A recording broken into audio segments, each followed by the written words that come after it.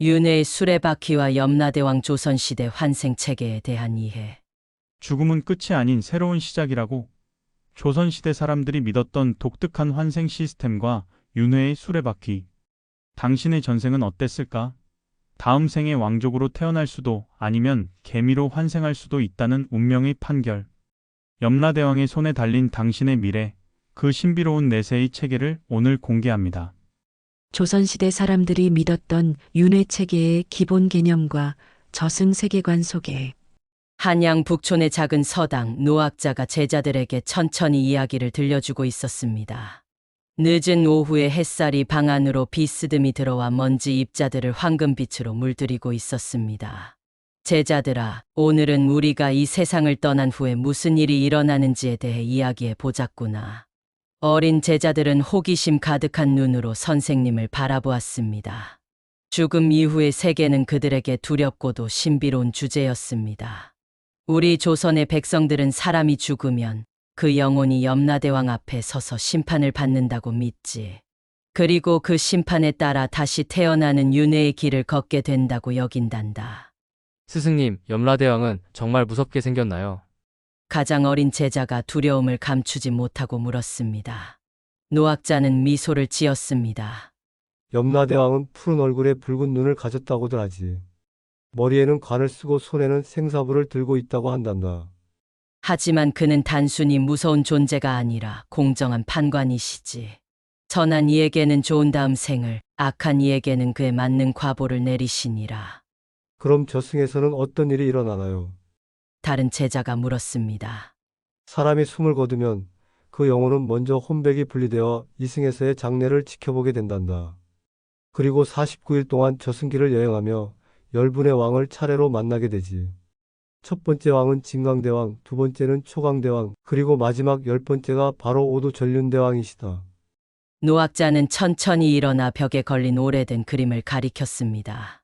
그림에는 10명의 저승 왕들과 그들이 다스리는 영역이 그려져 있었습니다. 각 왕들은 망자의 다른 측면을 심판하지.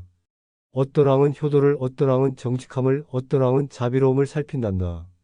그리고 마지막 염라대왕께서 최종 판결을 내리시지. 가을바람이 창문을 통해 들어와 촛불을 흔들었고 제자들은 저절로 몸을 움츠렸습니다. 그런데 스승님, 윤회란 정확히 무엇인가요? 가장 나이 많은 제자가 물었습니다. 윤회란 생명의 끝없는 순환을 의미한단다. 우리는 죽음으로 끝나는 것이 아니라 다시 태어나 새로운 삶을 살게 되지. 그리고 그 삶의 형태는 전생에서의 행동에 따라 결정된단다.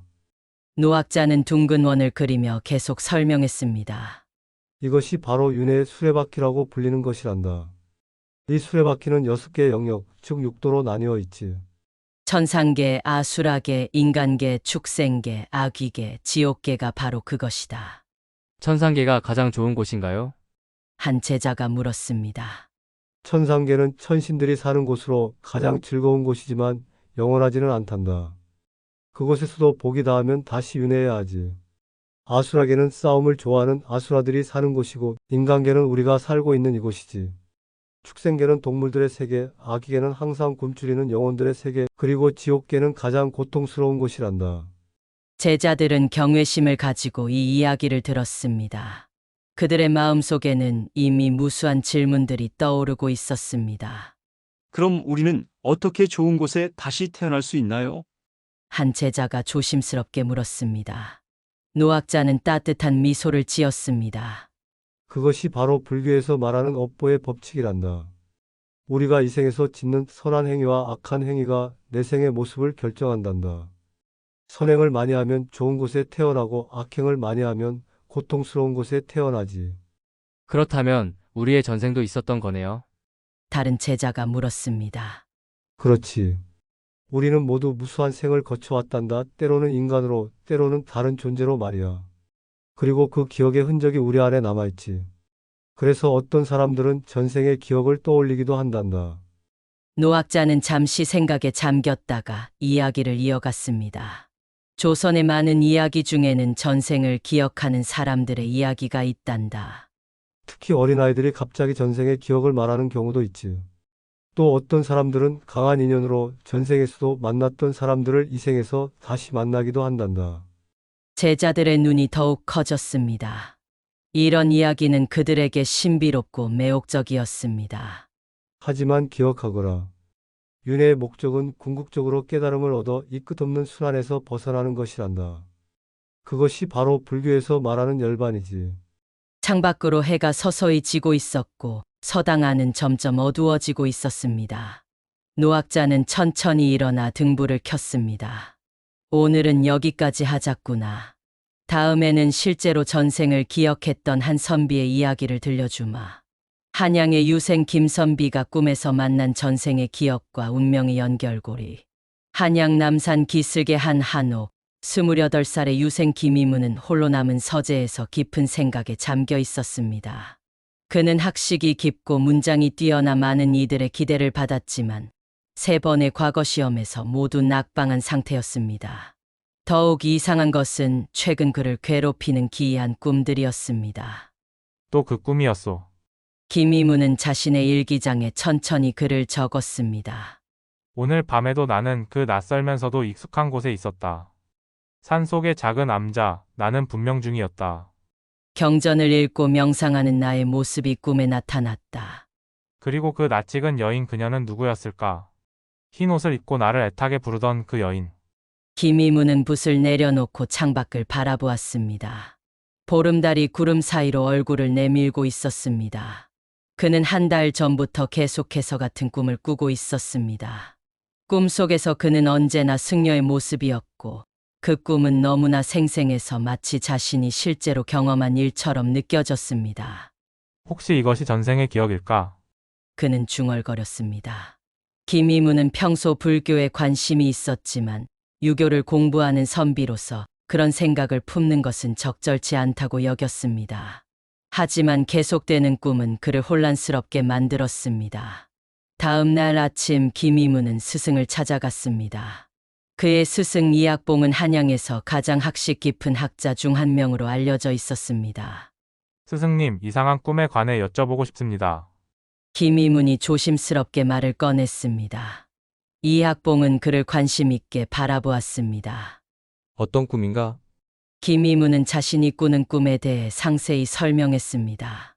승려였던 자신, 계속해서 나타나는 여인, 그리고 그 꿈이 얼마나 실제처럼 느껴지는지에 대해 말입니다. 이학봉은 깊이 생각하다가 말했습니다. 희문아, 공자께서는 괴력난신을 말하지 않으셨다. 하지만 우리 조상들은 오래전부터 윤회와 전생에 대한 이야기를 전해왔지. 특히 불교에서는 이를 중요한 가르침으로 여기고 있다. 그럼 제 꿈이 정말 전생의 기억일 수도 있다는 말씀이신가요? 그럴 수 있다. 특히 꿈이 계속해서 반복되고 그토록 생생하다면 더욱 그렇지. 우리의 영혼은 삼도천의 물을 마시고 전생의 기억을 잊지만 때로는 그 기억의 파편이 꿈을 통해 나타나기도 한단다.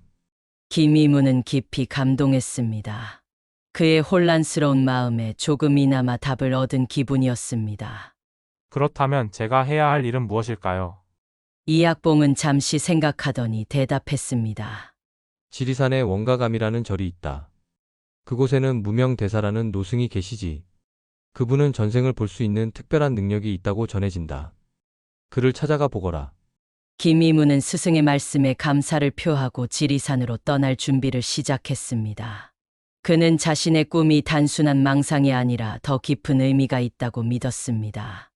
여행을 떠나기 전날 밤 김이문은 또다시 그 꿈을 꾸었습니다. 이번에는 더욱 선명했습니다.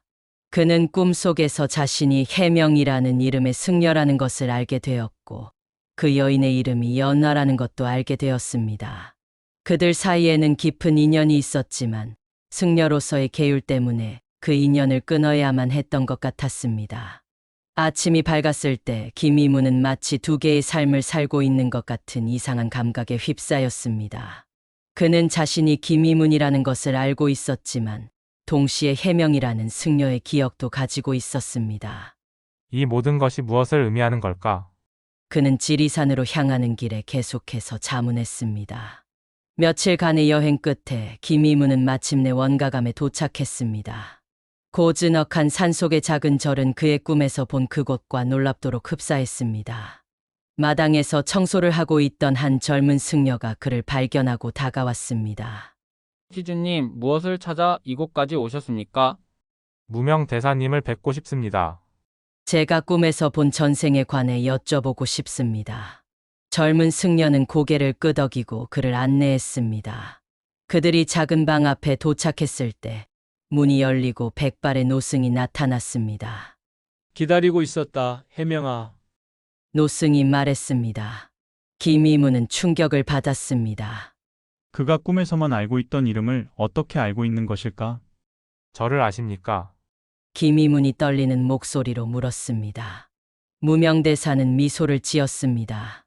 물론이지 내가 오는 것을 꿈에서 보았다. 오래전 이 절에서 함께 수행했던 내가 돌아올 것을 알고 있었지. 김이문은 혼란스러웠지만 동시에 이상하게 편안함을 느꼈습니다. 그는 노승을 따라 작은 방으로 들어갔고 곧 자신의 전생과 운명의 연결고리에 대한 이야기를 듣게 될 것이라는 예감이 들었습니다. 전생의 업보를 확인하러 지리산 암자를 찾은 김선비와 노승의 대화. 원가감의 작은 방에서 김이문과 무명대사는 마주 앉았습니다. 방 안에는 향이 피어올라 고요한 분위기를 자아내고 있었습니다. 창문 너머로는 지리산의 웅장한 경치가 펼쳐져 있었고 먼 곳에서 새들의 지저김이 들려왔습니다. 그대는 많은 질문을 품고 왔을 터. 하지만 그 전에 차 한 잔을 나누세. 무명대사는 천천히 차를 우려냈습니다. 김이문은 공손히 차를 받아들었습니다. 그는 침착하려 했지만 마음은 이미 수많은 의문으로 가득 차 있었습니다. 대사님, 어떻게 저를 해명이라고 아셨습니까? 그리고 제 꿈에 나타나는 장면들이 정말 전생의 기억인지요? 무명대사는 차를 한 모금 마시고 부드러운 미소를 지었습니다. 해명은 100년 전 이 원가감에서 수행했던 승려였다. 그는 뛰어난 수행자였지만 해결하지 못한 인연 하나로 윤회의 수레바퀴에서 벗어나지 못했지. 김이문의 심장이 빠르게 뛰기 시작했습니다. 그 인연이 제 꿈에 나타나는 여인과 관련이 있습니까? 그렇다 연하라는 그 여인은 해명과 깊은 인연이 있었다. 전생의 부부였던 그들은 서로에 대한 집착을 버리지 못했고 해명이 출가한 후에도 연하는 그를 잊지 못했다. 그리고 해명 역시 마음 한구석에 그녀에 대한 미련을 품고 있었지. 김이문은 꿈에서 본 장면들이 머릿속을 스쳐 지나가는 것을 느꼈습니다. 흰 옷을 입은 여인이 암자 근처에서 그를 기다리던 모습, 그녀에게 돌아가지 말라고 말하던 자신의 모습. 그래서 그 인연이 해결되지 않아 제가 다시 태어난 것입니까? 무명대사는 깊이 고개를 끄덕였습니다. 업보의 법칙은 엄정하다. 우리가 맺은 인연, 우리가 지은 행위는 반드시 그 결과를 맞이한다. 해명은 마음속 깊은 곳에 남아있는 그 인연을 해결하지 못했기에 다시 이 세상에 김이문으로 태어난 것이지. 그럼 연화는요? 그녀도 다시 태어났습니까? 무명대사는 잠시 눈을 감고 명상하는 듯 했습니다. 그의 주름진 얼굴에 평온함이 깃들었습니다. 그녀 역시 이 세상에 다시 태어났다. 그리고 그대와의 인연을 완성하기 위해 그대 주변에 있을 것이다. 김이문은 갑자기 어떤 직감이 떠올랐습니다. 혹시 제 이웃집 딸 서연이 그녀가 연하입니까? 무명대사는 미소를 지었지만 직접적인 대답은 하지 않았습니다. 그것은 그대 스스로 깨달아야 할 일이다. 하지만 명심하거라. 인연을 맺고 해결하는 것은 단순히 다시 만나는 것이 아니라 그 관계의 본질을 이해하고 올바른 방향으로 이끌어가는 것이다. 김이문은 깊은 생각에 잠겼습니다. 그가 항상 따뜻한 감정을 느꼈던 이웃집 딸이 전생의 연하일지도 모른다는 생각에 그의 가슴은 복잡한 감정으로 가득 찼습니다. 대사님, 제가 계속 과거 시험에 낙방하는 것도 이 해결되지 않은 인연 때문입니까? 무명대사는 고개를 끄덕였습니다. 그렇다. 전생의 해명은 출가하기 전 과거에 급제했지만 연하와의 인연 때문에 세속의 영화를 버리고 불문에 들었다. 이번 생에도 그 패턴이 반복되고 있는 것이지.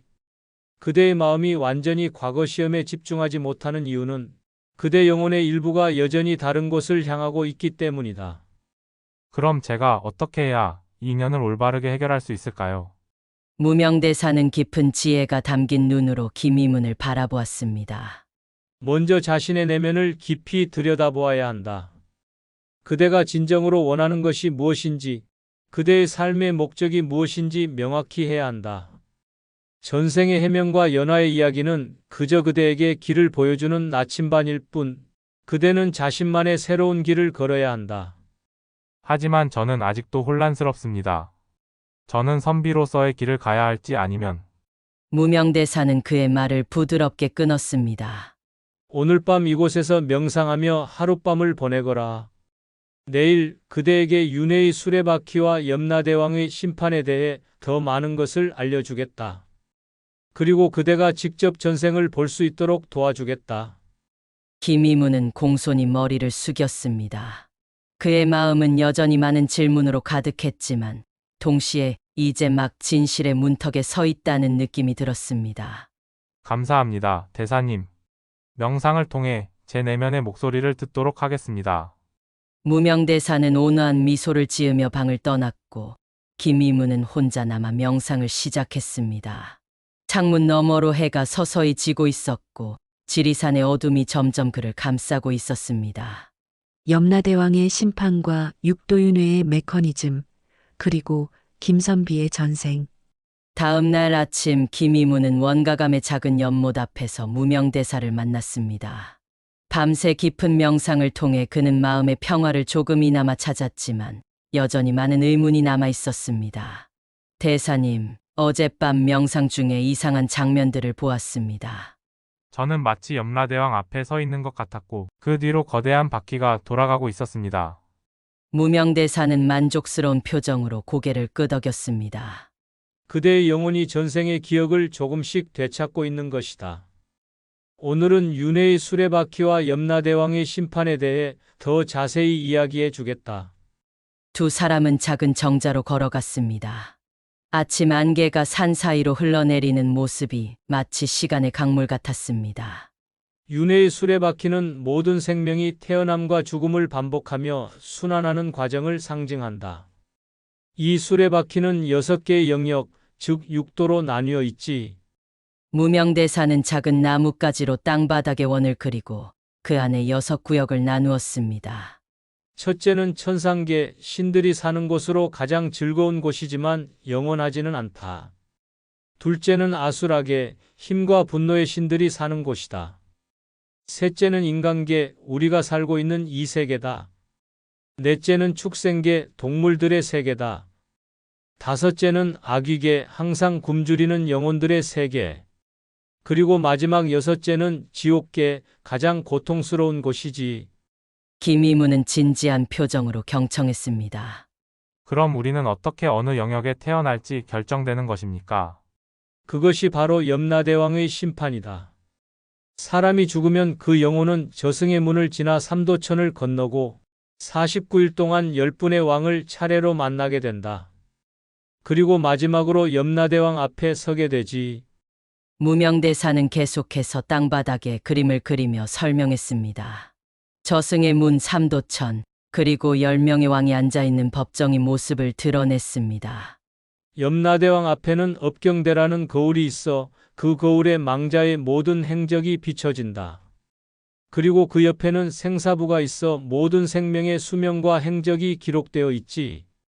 염라대왕은 이를 바탕으로 망자가 다음 생에 어느 영역에서 태어날지 결정한다. 김이문은 눈을 크게 뜨고 물었습니다. 그렇다면 제 전생인 해명은 어떤 심판을 받았습니까? 무명대사는 잠시 눈을 감고 깊은 명상에 잠겼다가 다시 눈을 떴습니다. 해명은 수행자로서 많은 선행을 쌓았지만 연화에 대한 미련을 완전히 버리지 못했다. 염라대왕은 그에게 인간계에 다시 태어나 그 인연을 올바르게 해결할 기회를 주었지. 그래서 그대는 김이문으로 태어난 것이다. 연하는요? 연화 역시 해명에 대한 집착으로 많은 고통을 겪었지만 그녀는 자비로운 마음을 잃지 않았다.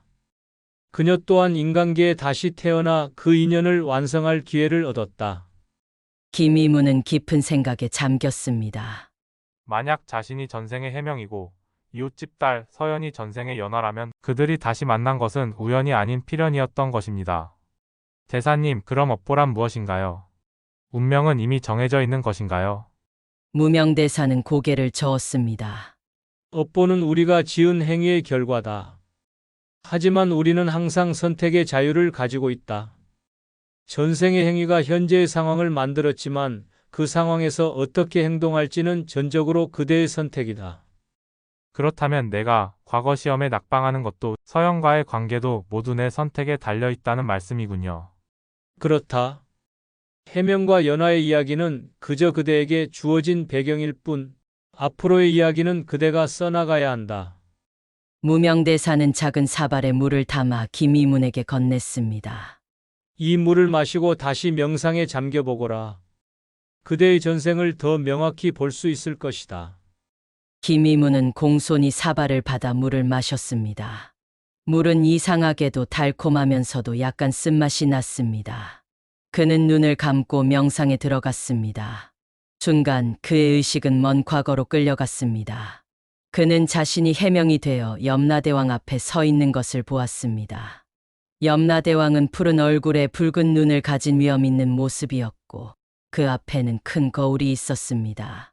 해명, 너는 수행자로서 많은 공덕을 쌓았다. 염라대왕의 목소리가 울려 퍼졌습니다. 하지만 연하에 대한 미련을 버리지 못했기에 아직 열반에 이르지 못했다. 내가 다시 인간으로 태어나 그 인연을 올바르게 해결한다면 그때는 깨달음에 이를 수 있을 것이다. 장면이 바뀌고 김이문은 윤회의 수레바퀴 앞에 서 있는 자신의 모습을 보았습니다. 거대한 바퀴가 천천히 돌아가며 6개의 문이 번갈아 그의 앞에 나타났습니다. 염라대왕의 지시에 따라 그는 인간계로 향하는 문으로 걸어 들어갔습니다. 그리고 다시 의식이 현재로 돌아왔을 때 김이문은 충격과 깨달음으로 눈을 크게 떴습니다. 그는 이제 자신의 과거와 현재, 그리고 앞으로의 선택에 대해 더 명확히 이해하게 되었습니다. 저는 이제 알겠습니다. 제가 무엇을 해야 할지 조금씩 분명해지고 있습니다. 무명대사는 미소를 지었습니다. 그것이 바로 깨달음의 시작이다. 그대는 이제 전생의 인연을 올바르게 해결할 준비가 되었다. 업보의 법칙을 깨닫고 삶을 바꾸기로 결심한 김선비의 새로운 여정.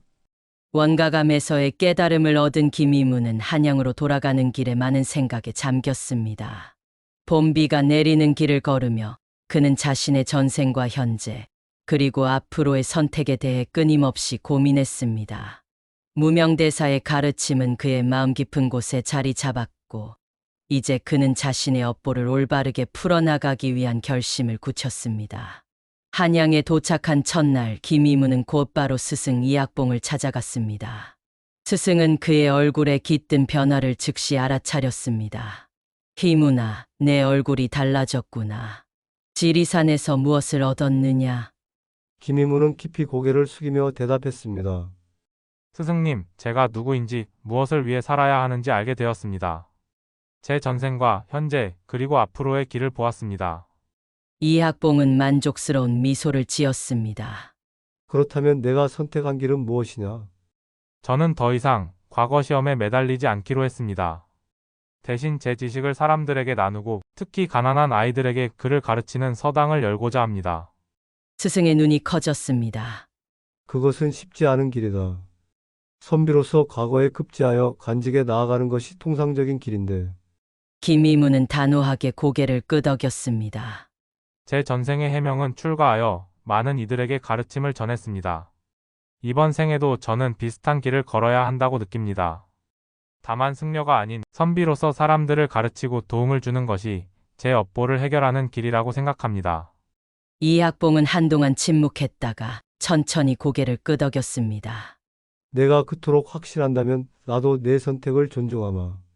그러나 한 가지 물어보겠다. 내 이웃집 서연과의 인연은 어떻게 할 생각이냐? 김이문의 얼굴에 미묘한 변화가 스쳤습니다. 그녀가 제 전생의 연하임을 알게 되었습니다. 하지만 이번에는 다른 방식으로 그 인연을 해결하려 합니다. 전생의 해명은 승려로서 계율 때문에 그 인연을 끊었고 그것이 미해결된 업보가 되었습니다. 이번에는 진실된 마음으로 그녀를 대하고 서로의 삶을 존중하며 올바른 관계를 만들어가려 합니다. 이학봉은 뜻깊은 미소를 지었습니다. 내가 많이 성장했구나. 이제 내 삶은 내가 만들어가는 것이다. 과거의 업보에 얽매이지 말고 현재의 선택을 통해 더 나은 미래를 만들어가거라. 며칠 후 김이문은 자신의 작은 집 한쪽을 정리하여 서당을 열었습니다. 그는 특별히 가난한 집안의 아이들이 무료로 공부할 수 있도록 했고 점차 그의 서당은 마을에서 소문이 나기 시작했습니다.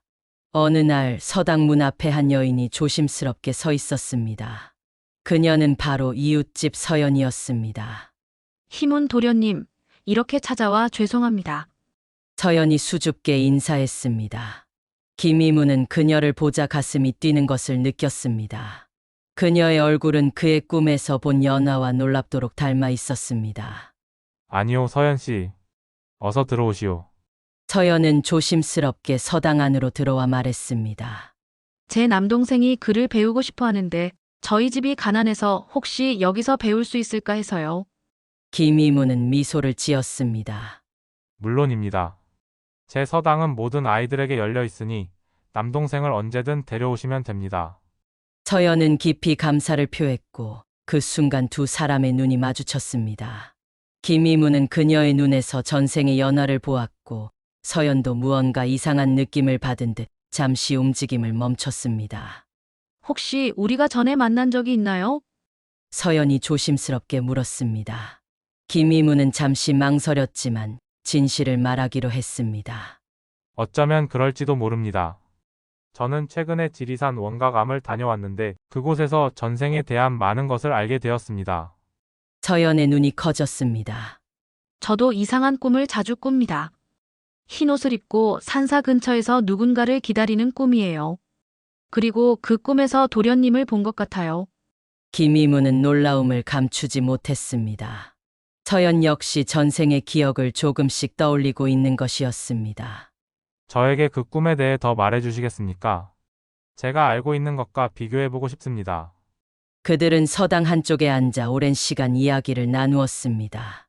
서연이 꾸는 꿈, 김이문이 원가감에서 경험한 것들, 그리고 그들의 전생에 대한 이야기를 나누면서 두 사람 사이에는 묘한 이해와 공감이 형성되었습니다. 그래서 우리는 전생에서부터 이어진 인연이라는 말씀이신가요? 서연이 물었습니다. 김이문은 진지하게 고개를 끄덕였습니다. 무명대사님께서는 우리가 해결하지 못한 인연이 있다고 하셨습니다. 하지만 이번 생에는 그 인연을 올바르게 해결할 기회가 있다고 하셨습니다. 올바르게 해결한다는 것이 무슨 의미인가요? 김이문은 잠시 생각에 잠겼다가 대답했습니다. 서로를 존중하고 각자의 삶의 목적을 이해하며 집착이 아닌 진정한 마음으로 서로를 대하는 것이라고 생각합니다. 전생의 해명과 연하는 서로에 대한 미련과 집착으로 고통받았지만 이번에는 달라질 수 있습니다. 서연은 깊이 생각하더니 부드럽게 미소 지었습니다.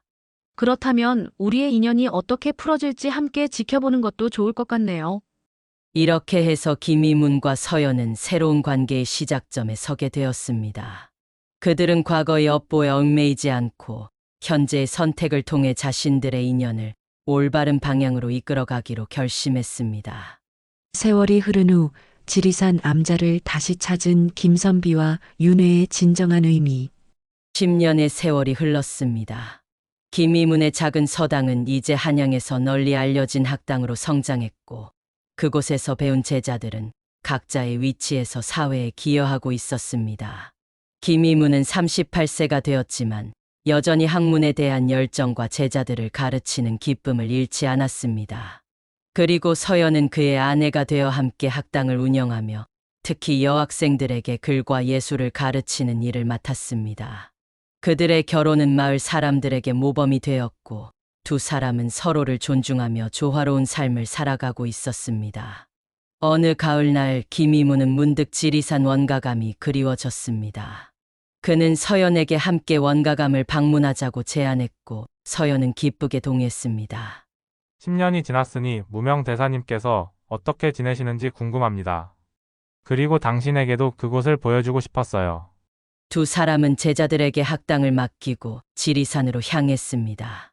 긴 여정 끝에 마침내 원가감에 도착했을 때 김이문은 이상하게도 모든 것이 처음 방문했을 때와 똑같이 보존되어 있다는 느낌을 받았습니다. 마치 시간이 멈춘 것 같군요. 서연이 경이로운 표정으로 말했습니다. 그들은 암자로 들어가 무명대사를 찾았습니다. 놀랍게도 노승은 10년 전과 똑같은 모습으로 작은 정원에서 차를 마시고 있었습니다.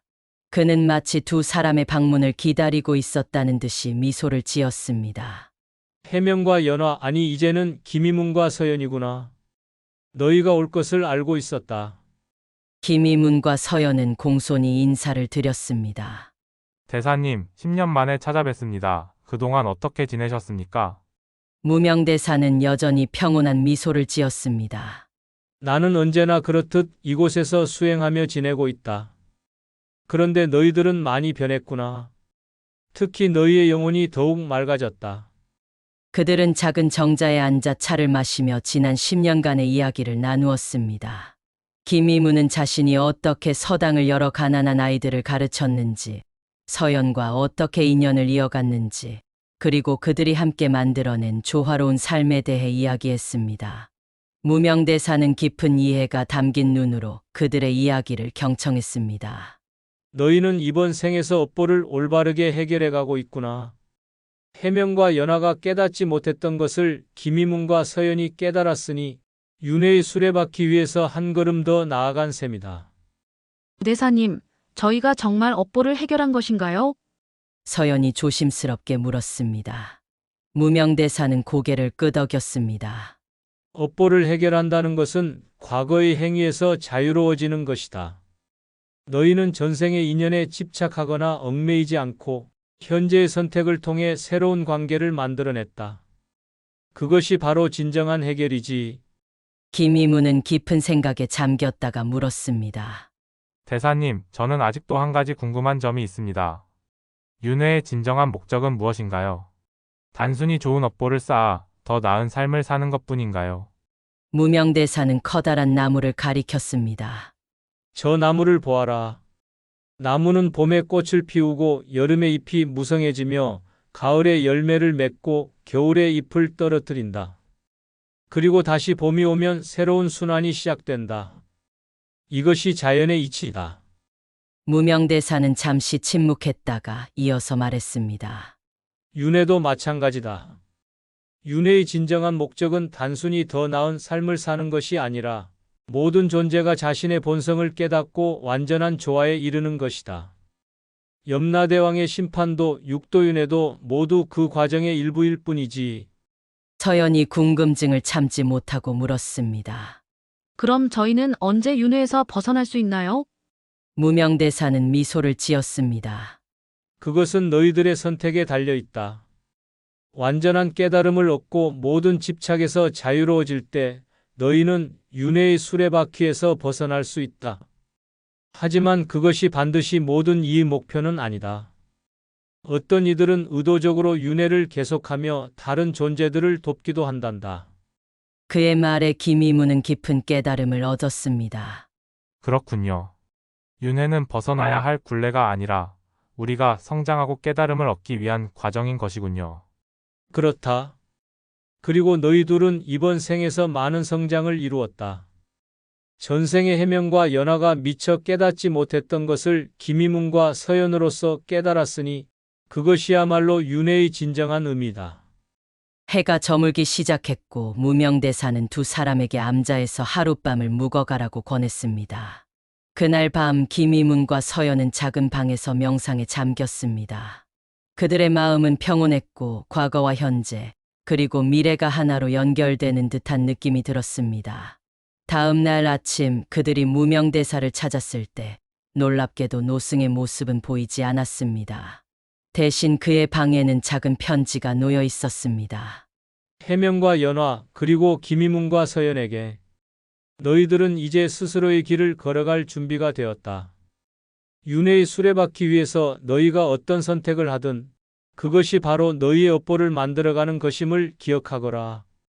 나는 다른 이들을 돕기 위해 떠나지만 언젠가 다시 만날 것이다, 무명. 김이문과 서연은 서로를 바라보며 무명대사가 단순한 승려가 아니라 더 깊은 존재였음을 직감했습니다. 어쩌면 그는 윤회의 수레바퀴에서 자유로워진 후에도 다른 이들을 돕기 위해 이 세상에 남아있는 존재인지도 모른다는 생각이 들었습니다. 그들은 원가감을 떠나 한양으로 돌아가는 길에 자신들의 삶이 단순한 우연이 아닌 깊은 의미를 가진 여정임을 깨달았습니다. 그리고 앞으로도 그들은 서로를 존중하며 더 많은 이들을 도우며 자신들의 업보를 올바르게 만들어가기로 다짐했습니다. 여러분, 지금까지 윤회의 수레바퀴와 염라대왕 조선시대 환생체계에 대한 이해를 시청해 주셔서 감사합니다. 김이문과 서연의 이야기를 통해 우리 조상들이 믿었던 윤회와 환생의 세계를 들여다보았는데요. 어떠셨나요? 조선시대 사람들에게 죽음은 끝이 아니라 새로운 시작이었습니다.